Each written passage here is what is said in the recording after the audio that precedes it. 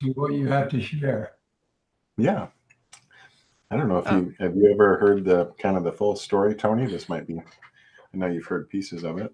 Well, whether I've heard the full story, I don't know, but hey, it's always nice to hear it Are they kind of straight from ever the changing altar, the so to story? speak. Right. Okay, I'm going to start letting in guests now. Okay. Jen is on our team. Y'all probably know Jen. Okay, let me get Scott here. Let me see some others.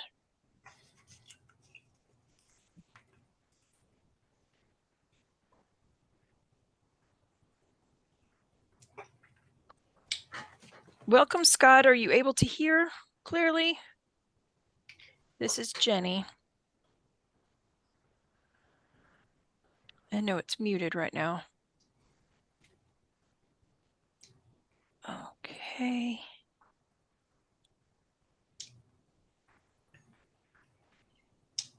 I'm going to send this to a few more.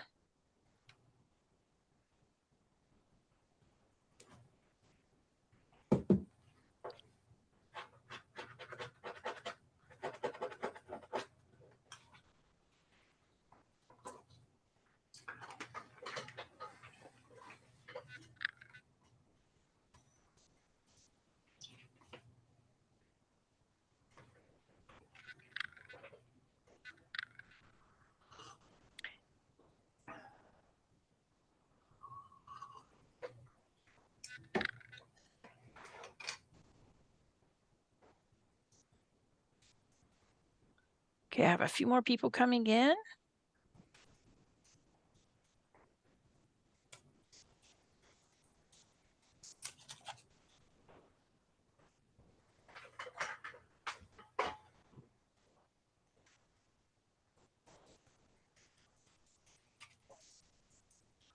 Okay, excellent. Well, welcome everybody to the call hosted here by the Great Awakening Project with Matt Ohrt. Thank y'all so much for joining. I believe this is going to be a treat, and we're going to get to hear a lot of new ideas and very successful things that have been taking place in the healthcare industry. So Matt, we're really looking forward to hearing from you. We've invited Tony Dell to introduce Matt today. And Tony, well, let me go over, let's get started correctly first before we get started. I just wanted to let everybody know that we are going to be recording the call, and it is recording now. Make sure that is on. Do y'all see a recording? Okay, it is going. Okay, excellent. I have a few more people joining. Let me give it just a few more moments. Welcome, everybody. Thank y'all for coming and joining the call. Let's go ahead and get started with a prayer just to get started. And we just want to lift up Matt and this call. Lord, we just come to you right now. We say thank you for the amazing things that are taking place in our country and the hope that we have that you are bringing change and good change. I thank you for leaders like Matt who are willing to be pioneers and really step out and at your leading do something different that benefits others and really restores your kingdom principles back to business, to healthcare. Lord, I ask you just to bless this call with Matt. I pray for all the people on it that we would be able to hear and understand and ask the questions that we need answered, and that this would entire call would give you glory. I ask you to lead and guide us in your kingdom come and your will be done on earth as it is in heaven. In Jesus' name we pray. Amen. Okay, so we have a few more people that may be joining, but we want to go ahead and get started. First of all, if you have any questions, feel free to put them in the chat. If we, then we can go over them here in a few minutes after Matt finishes sharing. Or if you're on a phone and you would like to text me any calls, please do so, and I'll be glad to read those later. Tony Dell is the first person we ever spoke with about really moving the healthcare needle towards kingdom values. And Tony, first of all, thank you for those many conversations. And he is the founder of Sedera, which is a cost-sharing health plan. And he came to America, Tony came to America from the Royal and Ancient Hospital of St. Bartholomew in London, England. And here in the United States, he experienced the inconsistencies and exorbitant costs of the broken healthcare system. So he became interested in medical economies. He founded the CARES Group, Healthcare Navigation and Negotiation Solution, in 1994. And then in 2014, founded Sedera, which is a community-based medical cost sharing group. So we began having conversations with Tony in 2024 and 2025, talking about how we could impact healthcare for the kingdom. And one of the things that came up in our conversations was that the greatest driver are business owners. Business owners are the ones that are really funding the industry, and they do that through, of course, the employee benefit programs that they're funding. So Tony brought to our conversation, Matt Ohrt. So this is how we first met Matt. And we realized that to change the direction of healthcare, it means helping business leaders choose a different path. And that's why Tony introduced us to Matt. And Tony, can you introduce Matt for us, please? Jenny, I'm very happy to do that and appreciate the opportunity to do so. I remember when you first reached out to me about what the Great Awakening Project was doing. And I know that you've been working diligently both into sort of things like the election process and making sure that elections are fair and seem to be fair, that you're working into the educational process and have been having really significant impact there. And I felt very honored and don't know what the right word was going to be. I was thinking of the word insignificant, but of course in the Lord, none of us are insignificant. Whatever he calls us to do is the most vital thing that any of us can be engaged in. But I've always been very persuaded that the only way that the medical systems can change is if we really put the Lord at the center of it. And that's what I love about the Great Awakening Project. It's not just that, yes, there are really good answers, but that the foundation for those answers is found in Christ. And it's really into that context that when you began talking with me about this, that I thought that Matt, I was just in the process of getting to know. It's been a couple of years now that Matt and I have known each other. And it's been a real delight getting to know him. But rather than digressing into just those stories, I think because of the nature of what the Great Awakening Project is seeking to do, I want to help, I guess, provide the credibility and the foundation upon which Matt, who is very open and clear about his walk with God and how it impacts his day-to-day professional life. He has a lot to share with us. He's the former vice president of HR at Merrill Steel in Wisconsin. And after his own personal experience with the healthcare system back in 2016, Matt led the company, Merrill Steel, on a 5-year journey to transform its health plan, saving the company and the employees $5 million in the process. In 2018, Matt founded Healthcare Best Practice Group, which grew into a community of 20,000 people. And in 2022, Matt Ohrt co-founded Self-Fund Health, a high-performing employer health plan that connects buyers of commercial healthcare with primary and specialty direct care medical practices. Now, there may be phrases even there that not everybody on the call understands, but I think Matt will come back to them.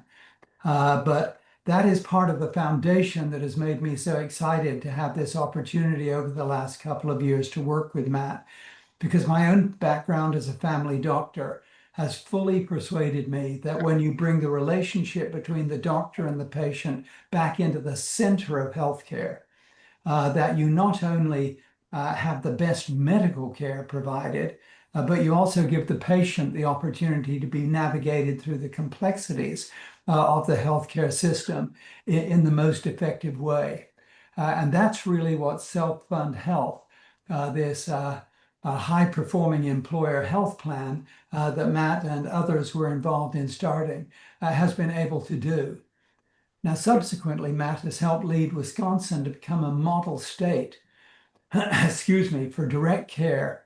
And since 2023, he has given keynote talks, somewhat similar, if you like, to what he's going to be doing this afternoon in over 40 cities across America. Self-Fund Health is now the fastest growing, employer health plan in the Midwest.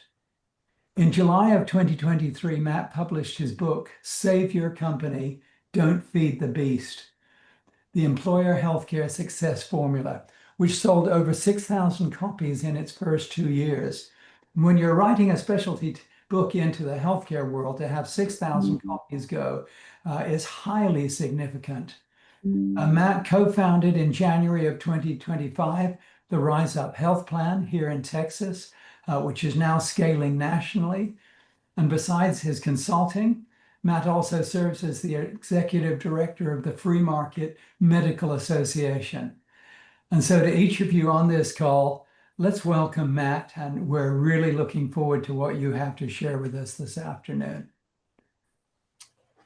Thank you very much, Tony. I've been looking forward to this. I just want to thank everybody for your time. Your time is valuable, and you choose how to spend it. And I hope this is very valuable time spent for you. I think maybe some of the things that I'm going to share, even after I spent almost 25 years in HR, even after 2/3 of that was expired, and I was in the last third, I was having all sorts of aha moments, and I think you'll find those very interesting, not just from an employee perspective or a healthcare perspective, but just even an overall business perspective. So let's see, I'll share my screen here, show you some pictures.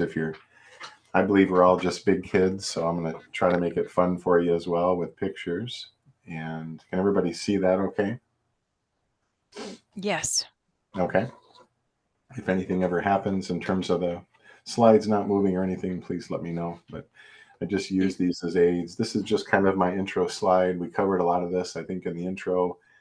I feel strongly that God is at work through me. I kind of jokingly call this my second career. My first career was leading human resources. I was an executive and worked for some really big companies like Toyota Motor Manufacturing that I still took a lot of things with me that still impacts me today.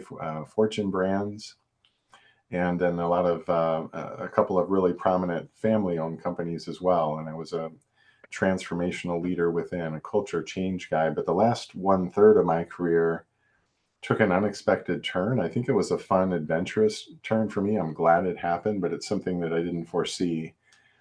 And that's really where I think my story starts in this context. If you could put it in presentation mode, it would be a little easier to read. It actually is on my screen. Is there a way to, let's see, change that? Is it showing up small? Yes. Or hold on, sorry, maybe I never actually. So there we go. Okay, I thought I clicked it. There we go. How about Perfect. that? Thank There you. we go. Sorry. Thanks, Okay. Matt. Yeah, I just want to say, I mean, Tony and I certainly connected early and on faith. I mean, I watched Tony win an award at the FMA, and then I ended up unexpectedly winning it a couple of years later. But I really feel like as I travel around, as this book has come out in July of 23, I've been around 45 cities, and I can't hardly explain what's happening, but I'm constantly meeting Christians, and I'm constantly seeing Christians being pulled into this movement. It's turned into this national movement. So God is certainly at work here. So I won't get into too much of the weeds or the details here, but it's just an overview. This was, as I mentioned, the start of my unexpected journey here the last 10 years or so, where in 2016, I took on a new role as the VP of HR for a company called Merrill Steel in central Wisconsin, a family-owned company with around 500 employees and 1,000 members there. We were in 2 states. They're in actually 4 states now. They're growing and doing well. And we would do the complex fabrication of the steel and send it off to really cool projects. We built the Bucks Arena, we built the Minnesota Vikings Stadium, the Raiders Stadium while I was there, and lots of other things, lots of not so exciting projects like Amazon warehouses and so forth, but a very blue collar type business, if you will, and really incredibly skilled welders and fabricators. And like most companies, the owners approached me almost right when I showed up, and they just said, we've been going up 9 or 10% on our self-funded plan. They were self-funded already, and which is what many say, well, we're self-funded, we're somehow cutting edge. That's really the chassis, that's the start. But they were still experiencing 10% increases annually on a $5.5 million spend. And one of the key things I've learned is that when you're talking about your health plan, you're talking about potentially your second or third biggest business expense. And I'll share a couple aha moments that kind of woke me up. So not just an important HR expense, but actually one significant expense overall. Sometimes, usually in the top 5, but often, probably most commonly, the second or third, depending on the structure of your business. But we really took off on this journey. I said, let's try some things. We took off on this journey, and it started with what we call direct primary care. Direct primary care is simply physicians who are frustrated in their roles and left their hospital job and started their own primary care clinics. And there are now thousands across the nation. Interestingly, I find it fascinating and maybe a little disturbing that the two most frustrated parties in our American healthcare system today are the buyers or the patients, which are supported by their employers. About half of Americans are on employer plans, and then the sellers, which is the physicians. As one example, and maybe one of the root causes of the physician's frustration, is that in a hospital setting, it's not uncommon for them to have 3,000 patients. They call that a patient panel. I heard one recently had 4,000 patients. We're in a direct primary care environment where they get to decide how it's ran. They have 500, give or take, patients. You can see the accessibility. We can get in and same or next day, and we can get 30 to 60 minutes appointments instead of a 7-minute rushed visit where they have to refer us or prescribe kind of to make the person feel like they've achieved something, and it's really not very good care. It's probably more sick care than health care. And as I mentioned, I won't dig into this too deep today. I want to hit the overview, but then every step. So we did the DPC clinic, and we had a $250,000 investment. We happened to have our own clinic. We built it up, remodeled upstairs. Most are near site, by the way, which are just as good. But we had that $250,000 investment back in the first 5 months of operation. And so we found that there's an incredible ROI with this too. It's not just employees were loving it, their families had access and were loving it. We had all sorts of convenience issues for new hire drug screens and things like that, but also it was actually paying financially for itself more than we were investing. So we followed it with on-site MRI, and we followed it with on-site X-ray and chiropractic and physical therapy and a whole long list, a wellness program. And to give you kind of a quick story of what we're talking about in terms of direct care, what we're really talking about is treating healthcare or the employer health plan like we do every other area of the business. This is not a new skill for employers, certainly not a new skill for CEOs in managing a business and making wise purchasing decisions, nor is it even a new skill for families. We all value shop almost unconsciously as you go into your grocery store and your restaurant and your car dealership. We're all making value-oriented decisions, balancing quality and cost and so forth. And so one example that I shared early was that at the time there was no MRI available. There was a semi-truck that went to the hospitals. Up in the left corner there, you see that picture where it says MRI scanner. There's an MRI machine in there, and that drives around still today to the hospital clinics and the hospitals. And that would cost you about $5,000 if you go to the hospital or one of those clinics where it's plugged in a 480 and get an MRI there. And we said, what if that truck could just come to our clinic? And they said, we can actually. It's called Shared Medical Services. It's just an independent MRI company. And they said, we can't come to an employer, but we can work with a clinic. And we happen to be working with this DPC. So they signed the contract, and a very simple, basic agreement where they could come within a day's notice, and they could come for one person and so forth. And guess how much that was if we had it parked by our building? That was only $500. And so we started to have our eyes open in terms of what are we buying and what are we paying, and are we really getting value for every dollar? If that truck drives just 15 minutes north to the hospital, it somehow becomes 5,000, and the truck's still charging 500. So that's just kind of a quick example. We also did some very creative things. We ended up buying a used ambulance and decorated it. That was kind of stalled by COVID. It was going strong before then. But just really being creative, that we would actually have free visits within 30 miles to the home for primary care. And so some learnings there. I wouldn't recommend buying an ambulance, probably a Sprinter if I were to do that again. Everybody thought somebody was having a heart attack. Their neighbors would come over and, why is there an ambulance in your driveway? And things like that.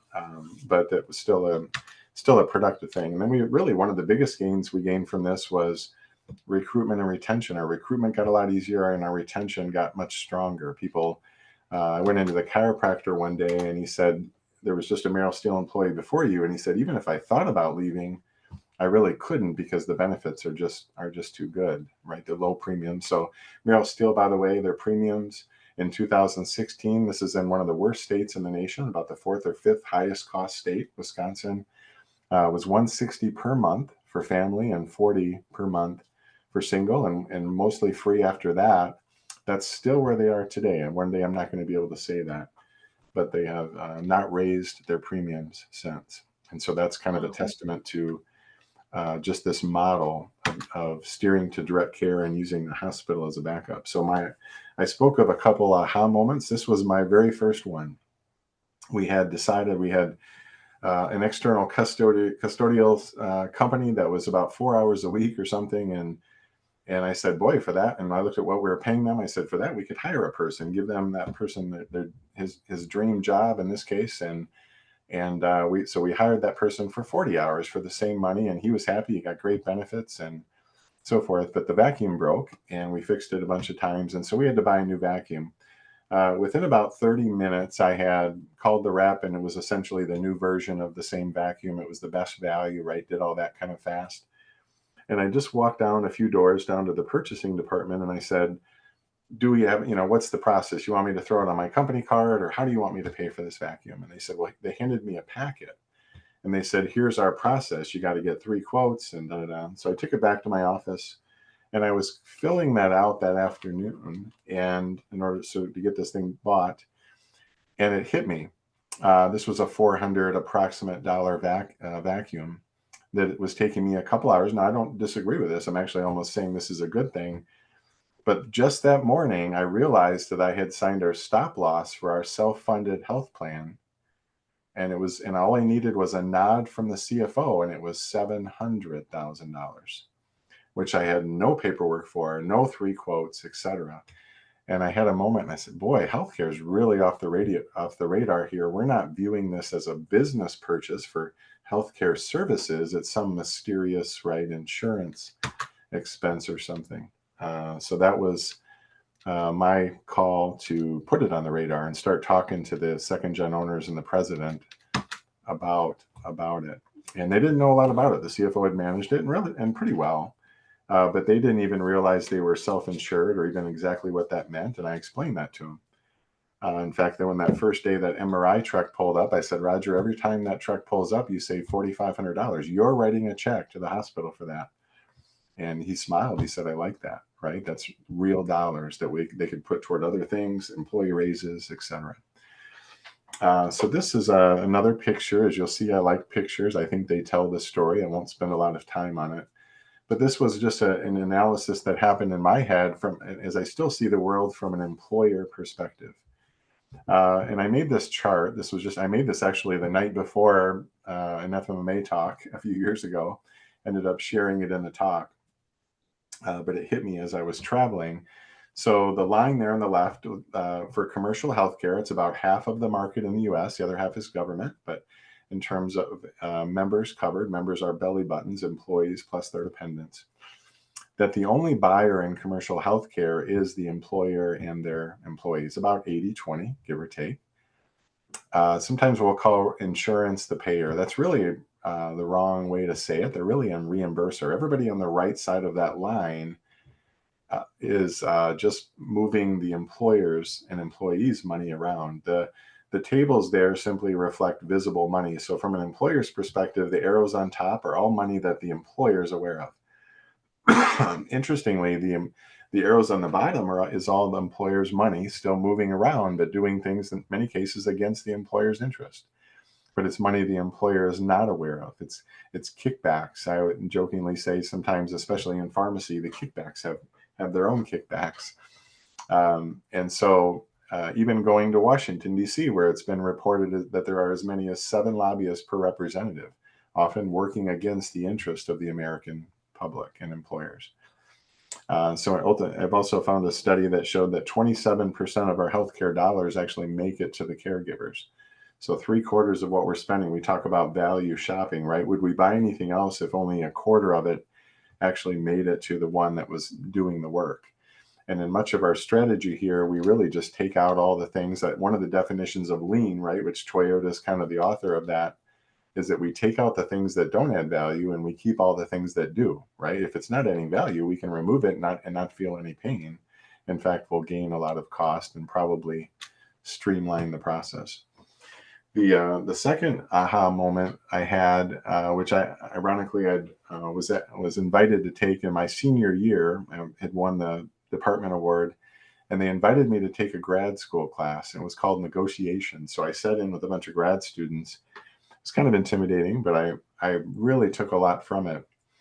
But I learned the dynamics of a buyer and seller. I learned that if a person has a job offer, it's much more powerful if that person has 3 offers to choose from.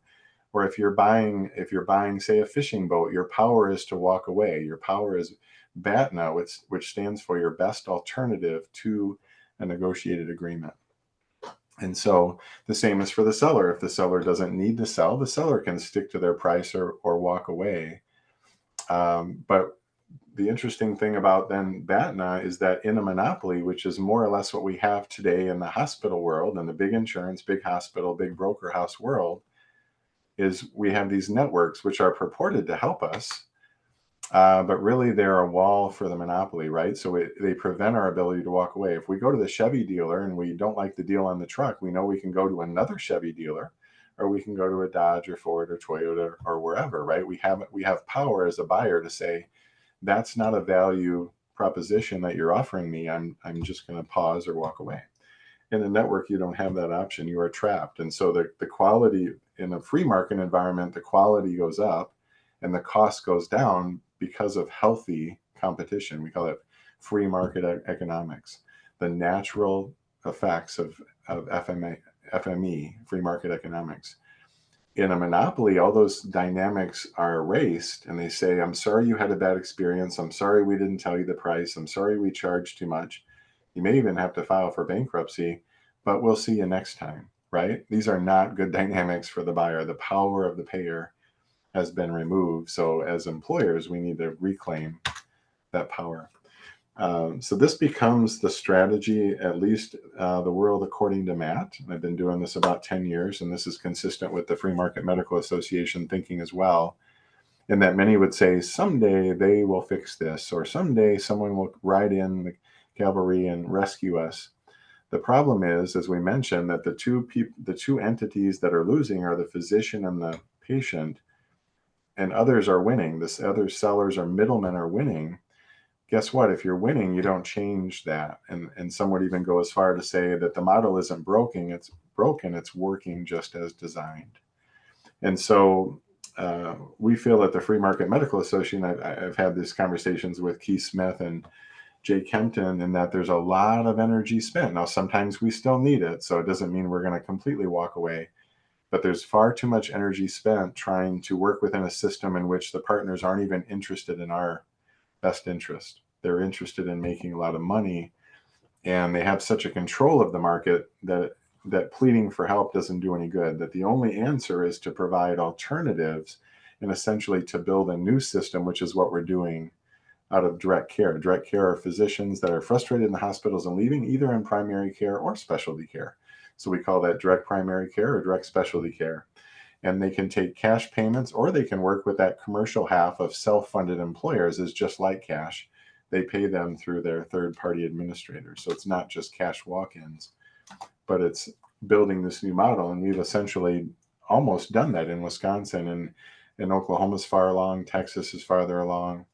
But we feel that's the only real solution. And then as these players lose revenue, there's lots of stories where they've lost revenue, the hospitals, for instance, then they come around and then they'll play fair. But until then, I don't think it's fair to say that. I don't have any stories where they've done that. When someone's in control and they're making money, they're not certainly inclined to change.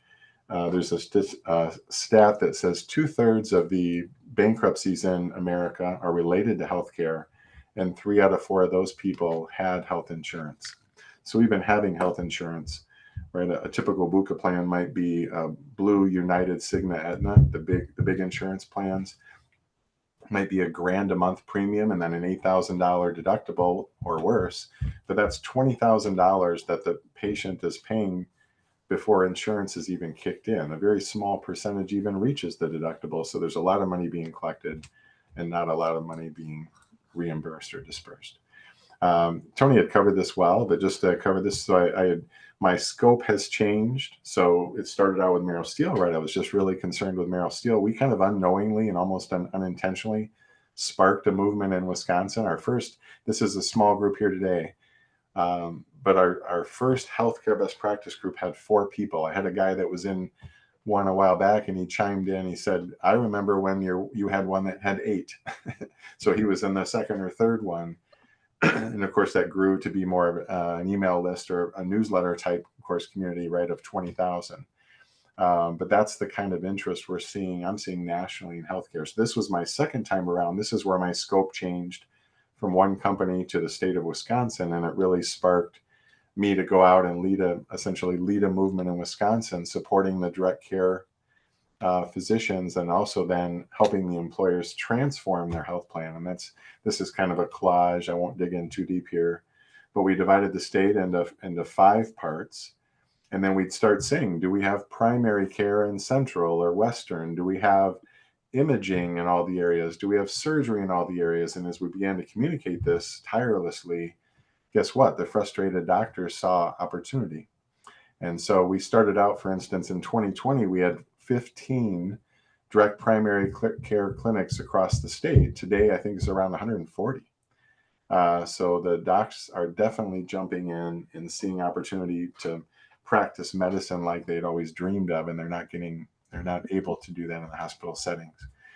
If you look at those, and there are lots of headlines, we had a whole department of orthopedics in Madison leave, about 18 in one time, out of frustration.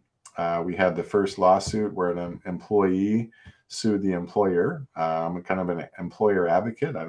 But if that's what it takes to wake up employers, where they're paying something like $7,000 or $8,000 for a drug that was available for like $50. I know Ann personally. She filed that. Those boxes you see of kind of the specialty, right? I mentioned we only had the truck. Today, if you for MRI, if you come to Wisconsin, we have MRI in all parts of the state, brick and mortar, brand new GE machines within 3 years old. We have the same for infusion centers. We have the same for surgery centers. If you go back just 4 years, there's about 3 bullets in all of those total in those boxes. You can see the kind of independent direct care growth that's happening, still happening today in Wisconsin. Of course, part of my joke I did, in fact, and I do an annual update. I did this 4 years in a row, and every time we gain about 30 DPCs. I did one from a dairy farm. Wisconsin's number 1 in cheese, 2 in dairy. And so one of my jokes was the movement is moving. And of course, the cows were actually stirred up as I did it. Pretty humorous video if you want to see it. But people would remember that, these kind of cheesy little jokes, right? The movement is moving. They will tell me still today. And so you'll see my sense of humor a little bit. But this is the latest and greatest. Tony had mentioned this is what we're building in Texas. Texas is a great place to build. Because of the several things. The number of people, there's about 30 million people in Texas. And also the culture is one of independence, right? It goes back centuries, where the Texas culture is kind of reflective, almost an amplified version of the American culture, right? The American culture is we the people, right, are going to fix things. And that's really what a lot of this is a grassroots effort against kind of David and Goliath kind of thing. We know And that's the meaning of the book, right? Is don't feed the beast. Notice it doesn't say fight the beast. I'm not interested in fighting the beast. I don't think I can win, even with my slingshot. But I think I would lose. But why are we continuing to feed the beast when the beast is running us over with a truck, right? We don't patronize bad restaurants. We don't patronize other businesses that don't offer value. Why are we so locked in? We need to open our mind and treat healthcare like we do everything else. We're just buying a healthcare service. This was a picture. I think this will help maybe a lot of it click. This was a custom picture we made at Rise Up Health, and it explains how the plan works. So as I was waiting, I have one in the book that's simpler, but I found even at Merrill Steel, I was kind of having trouble explaining it, right? How does this work? And it's really simple, but I ended up making a picture, and it went almost national. Everybody was passing it around, and I share these things openly. But so this is the newest version, but this is not meant to be a picture on the wall as much as this is actually like a plan design diagram, if you will, but to help simplify it so that there's two intersections. So the overall premise of this, you heard me say that Merrill Steel hasn't had premium increases in one of the worst states since 2016. That's the whole, one of the, if not the primary goal of this plan. Another is to maximize quality, which we do. We increase quality of care. But when we manage the claim costs, so there's two parts of a health plan. I'll cover this and I'll jump in. There's two parts of a health plan. There's how you fund it, self-funding, fully insured, or level in the middle, which is really more of a form of self-funding. And then there's how you spend it, right? Your medical strategy. How much are you spending on healthcare services? Not how much are you spending on mysterious insurance, which is not a wise, but right? Are you paying $5,000 for an MRI or $500? Are you paying $100,000 for a hip replacement or $17,000? We can get it on the free market with a top-notch surgeon for $17,000 in various places, various independent surgery centers. So the intersections there's one at the bottom, one at the top. They reflect patient choice. By the way, when we do this, we don't take away the old choices, the hospitals, for two reasons. One, we still need them for certain things. In Wisconsin, we only need them really for inpatient care and transplants and some serious things like that. We can cover almost everything else, even 24-hour emergency, Milwaukee and Green Bay. But we still need them. And the other is that what I tell employees is you can still go there. We don't want to remove your choice or take away your pediatrician and so forth. But if you're going to go there, we jokingly kind of call that a toll road. You're going to pay. You're going to pay your old school deductible. When the plan pays more, you pay more. So patients at the first, they can still go to the right. We kind of caution them. You might have unexpected bills. You might be billed for things you didn't get. You might have 3 months to get in, etc. But we've got something new for you. We've got a new option along with your old options that is all $0. It starts with that direct primary care. There's now, as I mentioned, 140 in Wisconsin. There's over, I haven't counted them all or tallying, over 200 in Texas, and there's thousands across the nation. There's a fair chance there's one near you. But we build it all around that. That's 80 to 90% of the care, but say 20% of the cost. And then if specialty care is needed, that's 20% of the time or care, but 80% of the cost. So if you don't, DPC is good. Many employers are doing that. But if you don't delve into the specialty care, you're probably not going to see the premium freezes like you want or the control. This year's claims are next year's premium increase. By the way, when employees go in those enrollment meetings, that's what they're waiting to hear. If you've worked for employers, I think you'll see this. They want to know how much is coming out of their check. They really don't understand or even have interest in the rest, but they do care about the premiums. That's what they're spending before they even think about healthcare. It's just shrinking their paycheck and the employer's budget as well. So that specialty, those are just examples, but we try to always do local specialty. But even if the person gets crutches or labs, we can get labs that are $300 at the hospital. We can actually get them for about $3. That's what they really cost. Things like that. The plan pays all of that.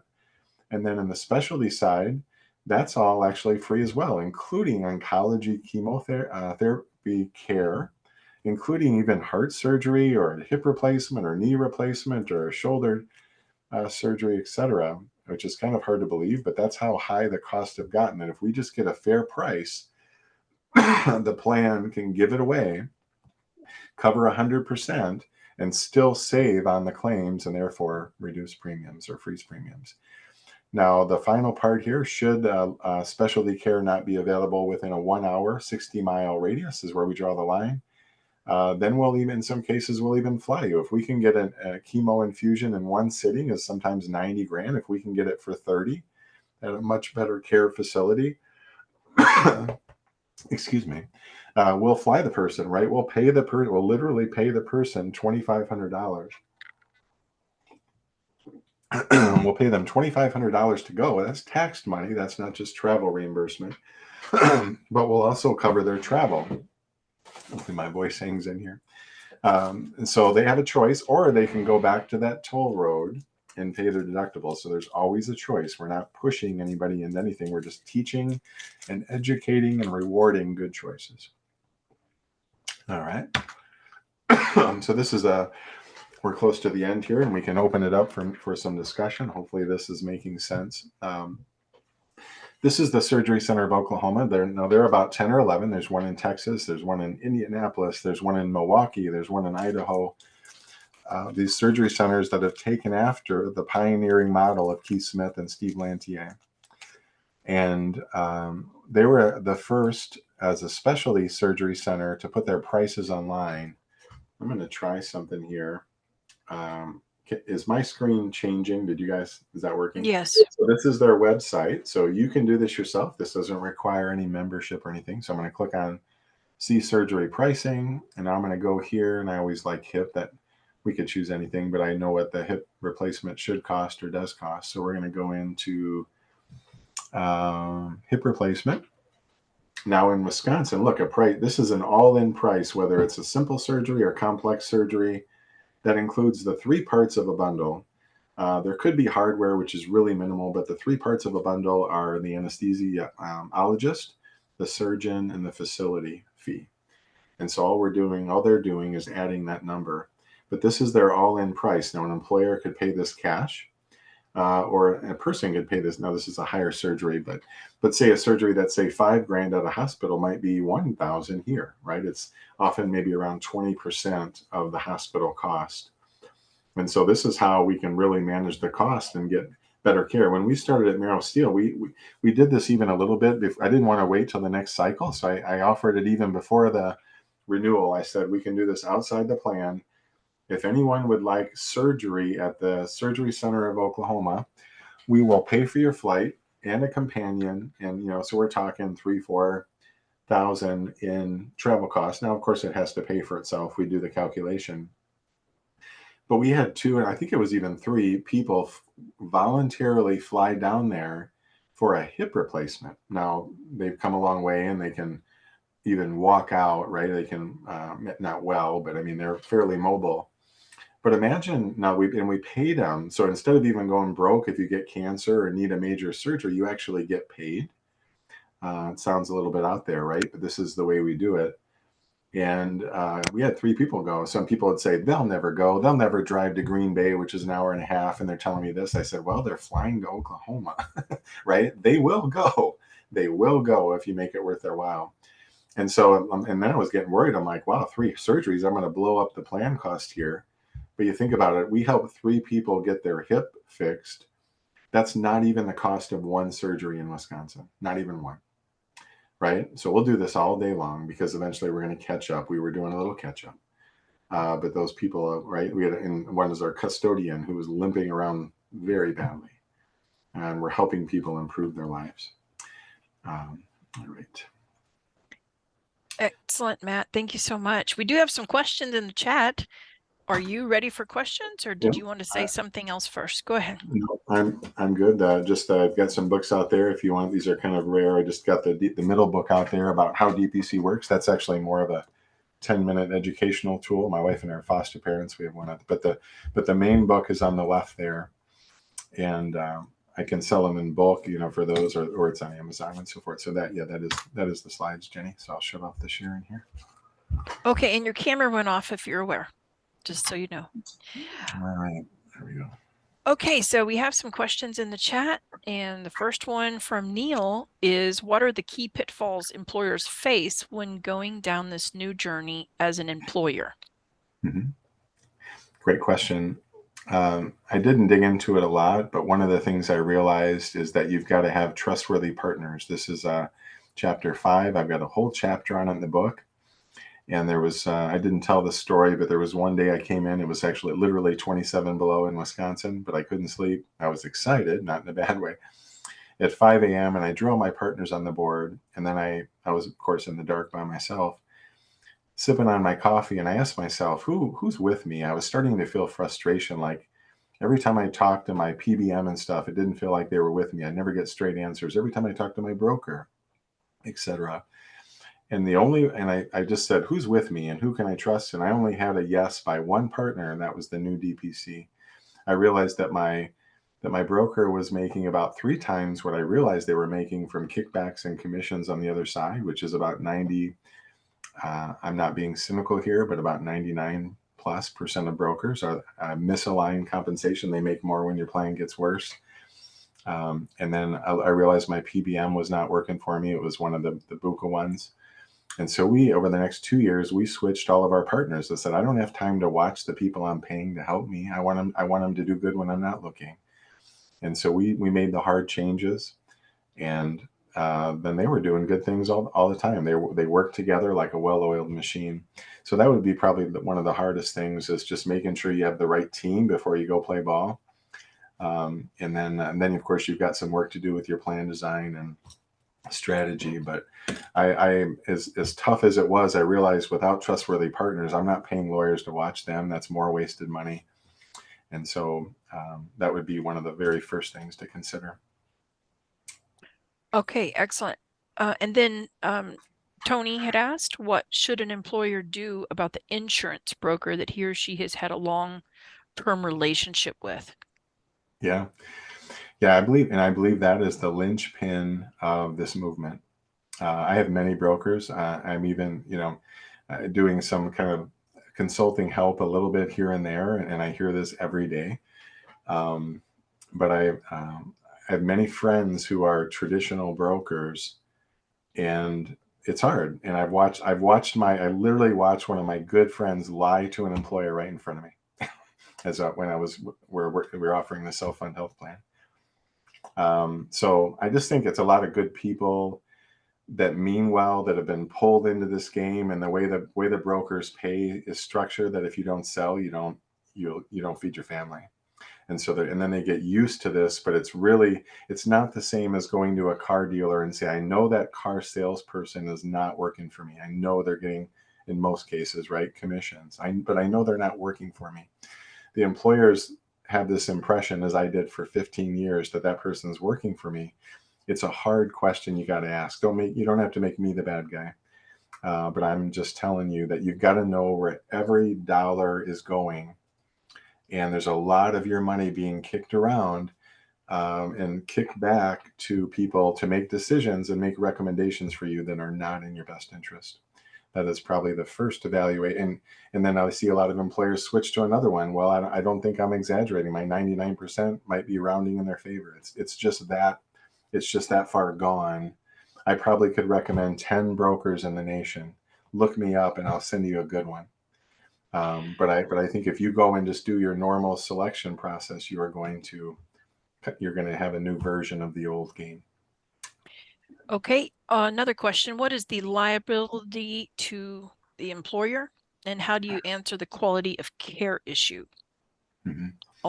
I don't know if, can you see the questions in the chat? I can't see them. I could open Okay. up the chat here.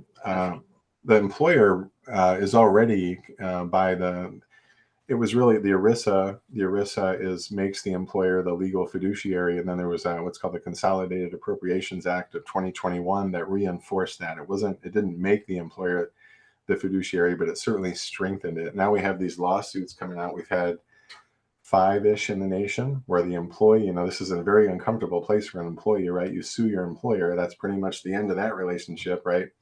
Or even if you're in a small area, all these dynamics at play that are not in favor. But it's similar to the 401k bust, right? Where we say my employer is not managing my 401k. The simplest example I've heard or can think of that is that imagine if your employer, you were trusting your employer to buy groceries for you, and you found that your employer is paying $120 for a gallon of milk and $116 for a dozen eggs. That might be the regular price for eggs. Right now, I don't know where they are. We have our own chickens, right? But you would be upset. You would say, that's not, and I'm forced to play this game. I'm forced to pay that. I don't have an option because I'm on the employer plan paying my 20%. That's what's happening in healthcare. It's not eggs and milk, but it's pharmacy and it's surgeries and it's imaging. And that's exactly what's happening. So when employees find out that their employer, for lots of reasons, right? Status quo, HR folks are maybe not business savvy, but I was business savvy, but I'm right. I was blind to this until the last 1/3 of my career, until I really started looking into it. And so hopefully this can be an eye opener for many in terms of that message.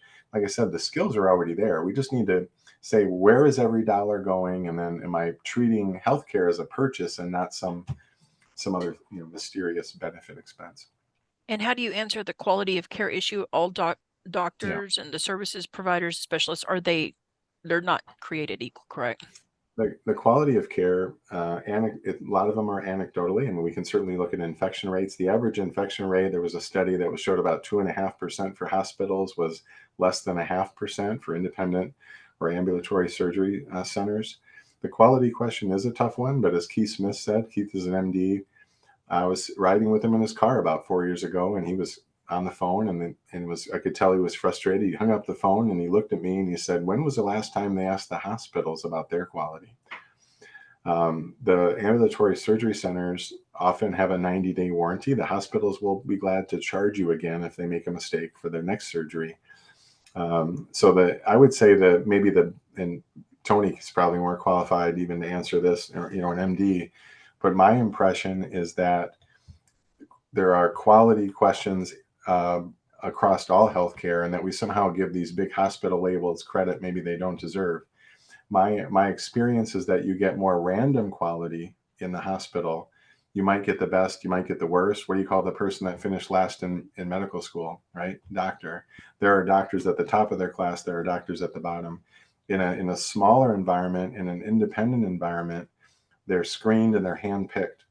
Keith Smith handpicks his doctors.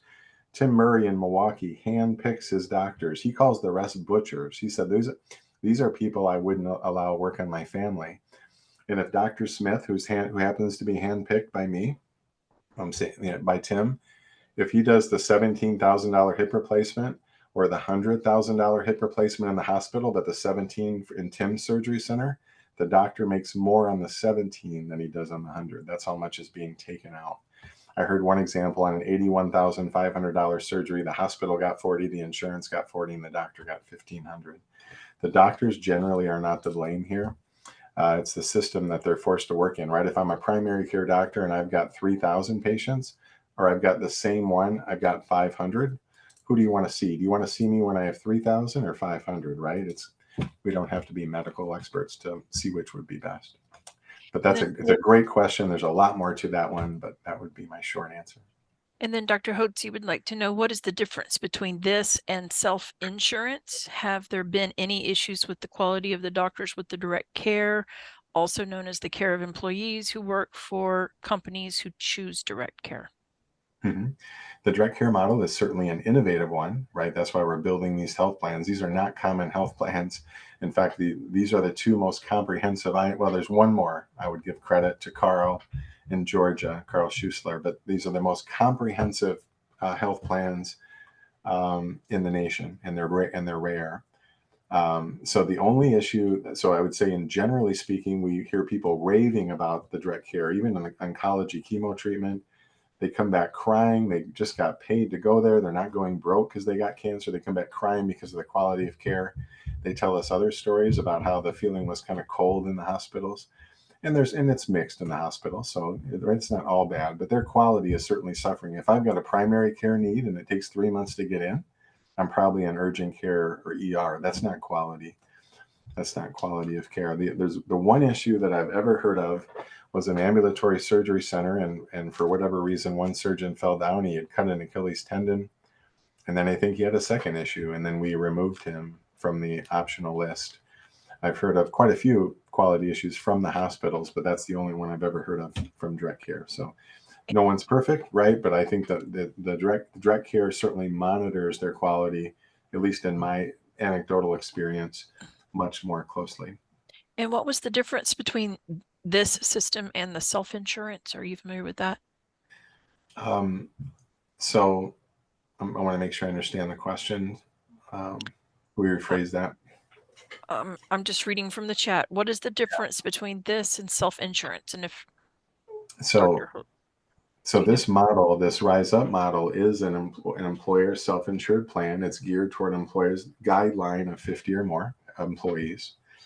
Now, I know of self-funded plan, one in Texas, in fact, that can go down to 5.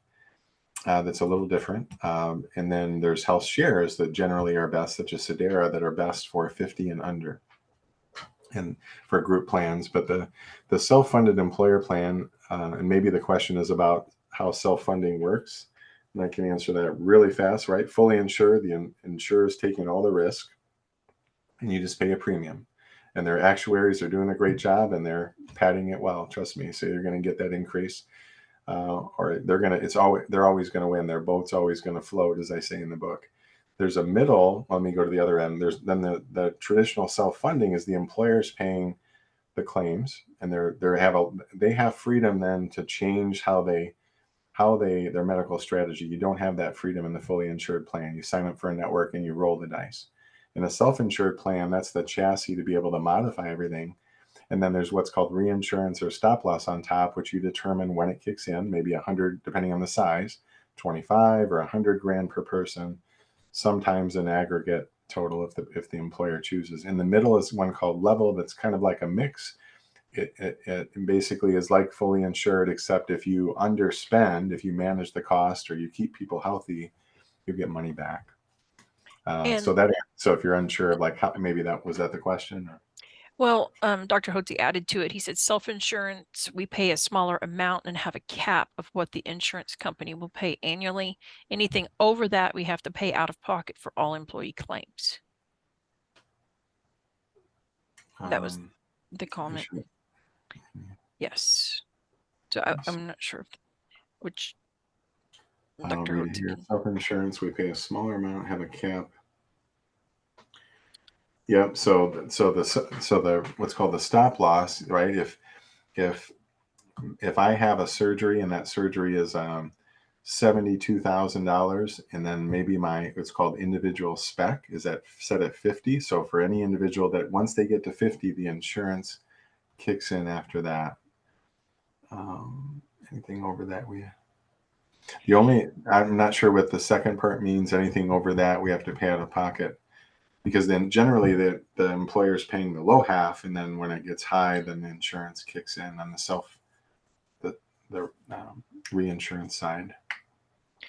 Okay, and then Scott has some questions. A laser. If there was a laser sometimes, which I don't recommend, but then the insurance is saying we'll have a higher individual spec, or we're just not covering this person. You're right. You're on your own with this person. They're too much risk. So, Scott posted in the chat, MRI example, mobile service. Who reads the MRI? What if they make a mistake? So he has another comment. Just a second. Right. He continues. A recent experience, United Healthcare looking for a back surgeon. They talked about their centers of excellence doctors. They define a COE doctor as a low-cost provider for the area. Nothing about quality of outcomes, etc. I'd love to see a Buca low-cost provider. I mean, actually, they're probably not paying the doctor much, so but I bet the insurance is in the middle, taking most of the money of the overcharge. I would just go to reality. A lot of what we call the Bucas, so Blue Anthem, United, Cigna, Aetna, they own a majority of the market share. And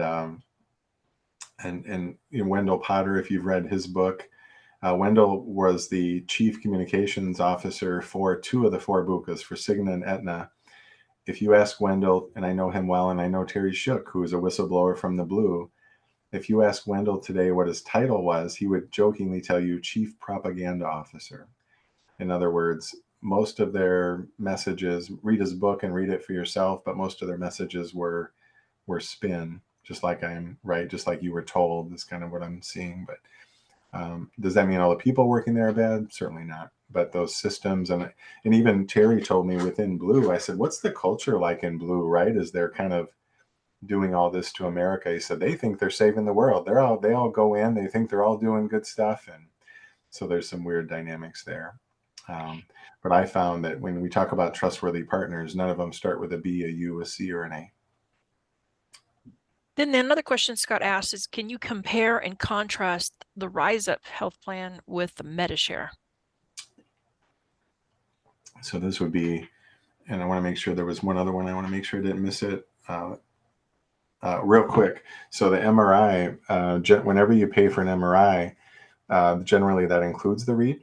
So we're talking about $400 or $500 that includes the read. And so like in that truck, it was the same person that was doing the MRI, that was the rad tech. But generally in some cases, if there's only a few maybe in the area, and it's the same reader for all, whether it's done at the hospital or at the independent, it's the same reader. That varies, but there generally aren't issues with the read, and generally it's included in the price. So the MediShare, MediShare is a health share, correct? So that would be more similar to a Sedera. So Sedera offers both to individuals and families, but Sedera is a little bit unique in that it doesn't require a faith statement. It's got faith roots, of course, but it doesn't require a faith statement. So you can offer that to groups where you wouldn't have to have every person have a pastoral letter or meet the requirements there. So it can be great for small employers below 50. MediShare and Samaritan and others, I'm not as familiar with MediShare, but the health shares are like insurance. And this Tony could, I don't know if you want to default to Tony, and I can give my answer, but Tony can run circles around me on this one. But health share, so the Rise Up plan is a self-funded employer plan guideline of 50 or more people. It's not a health share. It's an ERISA regulated employer insurance plan. Health shares are like a pseudo insurance. They're doing the same thing as insurance, but maybe without all the middleman, all the hands in the cookie jar. They're trying to stay streamlined. And they're a group of people, right? A large group of people paying in and then paying claims with that money. So I don't know if anyone wants to build on that. But. Tony, did you want to say anything along that line? Any comparisons there? I think in the amount of time there is available in a call, a question like that needs a fairly nuanced answer. MediShare is one of the very large of the original Christian healthcare sharing groups that were exempted in the Affordable Care Act. They're good people doing good work, but they don't really work in the group space, or at least they shouldn't. And so I think the primary comments here are in terms of what is appropriate in a group space, which is Rise Up is aimed totally at the group space. And it happens that, Sedera, when we started that, our heart and our burden was for the group space, but for the small group space. And so we've spent much of the last 7 or 8 years, working with the Department of Labor to find appropriate ways that you can work in a way that they're comfortable with what you're doing. But yeah, I'd be happy to answer Scott or anyone else's questions or put them in contact with someone who can. And I'm not sure if you've got any phone numbers that you're giving people following this, Jenny, about the Great Awakening, but anyone who reaches out to you, I'd be happy for you to put them straight in contact with me. Okay, excellent. Well, Matt and Tony, also, thank y'all so much for sharing today. And if anyone has any more questions, please feel free to reach out, and I'll be glad to put y'all in contact with Matt and Tony as well. But we are grateful that you're able to join us and learn something new, hopefully. I just wanted to say that we do want in the future for the Great Awakening Project to have more calls like this so that more people can learn about ways that they can impact the healthcare area, the industry. So if anybody would like to get involved with that and support that effort, we would be grateful. But in any case, I just thank y'all for investing your time and getting the word out. So thank y'all for asking the questions.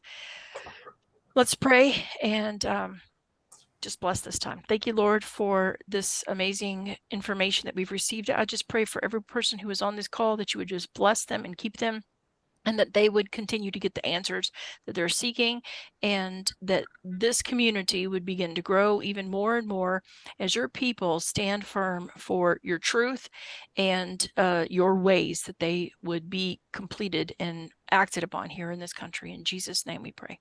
Amen. Amen. Okay, well, thank y'all so very much. Thank you, Jenny, for putting Thank this you, in. Jenny. Absolutely. I think All right. that's okay. I'm going to see. All right. Thank y'all very much. I'm going to end the call now, and we'll be in touch for more. All right. Take care. All right. Thanks.